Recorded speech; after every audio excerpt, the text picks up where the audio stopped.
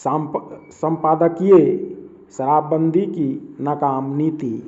बिहार में जहरीली शराब से करीब 50 से अधिक लोगों की मौत के बाद भी नीतीश कुमार सरकार शराबबंदी की अपनी नीति को लेकर जिस तरह अडिग नजर आ रही हैं, उससे यही स्पष्ट होता है कि वह यह बुनियादी बात समझने को तैयार नहीं कि दुनिया में कहीं भी शराबबंदी सफल नहीं हुई।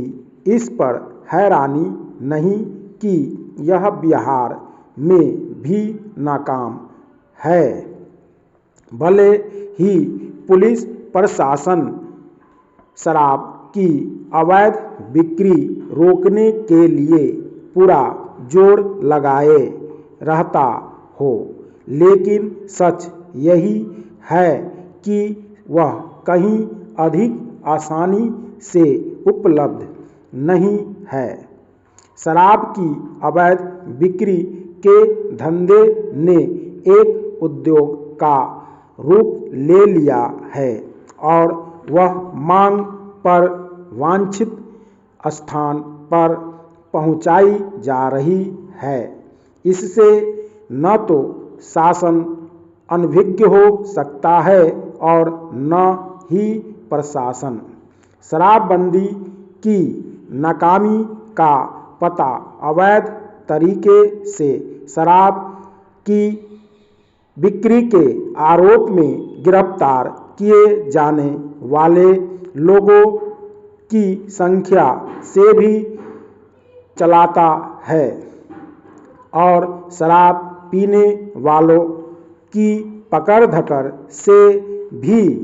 इसमें संदेह नहीं कि छपरा जिले में जहरीली शराब से हुई मौतों के लिए शराब की अवैध बिक्री में लिप्त तत्व ही जिम्मेदार हैं। इस घटना ने यह भी स्पष्ट कर दिया कि बिहार में शराब चोरी छिपे बिक भी रही है और उसे अवैध तरीके से बनाया भी जा रहा है। बिहार में जहरीली शराब से मौतों का यह पहला मामला नहीं। इसके पहले भी इस तरह की घटनाएं हो चुकी हैं। छपरा में जहरीली शराब से हुई मौतों पर यह कहकर पल्ला नहीं झाड़ा जा सकता कि जो शराब पिएगा वह तो मरेगा ही। एक तो इस तरह का कथन पीड़ितों के जख्मों पर नमक छिड़कने सरीखा है और दूसरे इस सवाल से बचने की कोशिश भी कि आखिर शराबबंदी के बाद भी शराब बिक कैसे रही थी। उचित यह होना कि बिहार सरकार शराबबंदी के अपने फैसले पर नए सिरे से विचार करे। ऐसा इसलिए किया जाना चाहिए क्योंकि एक ओर जहां जहरीली शराब से मौतों के सिलसिले साथ शराब की अवैध बिक्री जारी है, वहीं राज्य को राजस्व का अच्छा खासा नुकसान भी हो रहा है।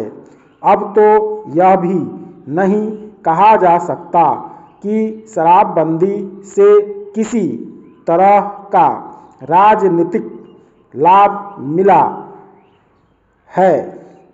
पहले हो आरंभ में यह लगा हो कि शराबबंदी का फैसला राजनीतिक रूप से लाभकारी है, लेकिन अब ऐसा बिल्कुल भी नहीं दिखता और यही कारण है कि वे राजनीतिक दल भी शराबबंदी पर सवाल उठा रहे हैं, जो एक समय उसे यही बताया करते थे ऐसी नाकाम नीतियों पर टिके रहने का कोई मतलब नहीं, जो सामाजिक आर्थिक रूप से सही न साबित हो रही है।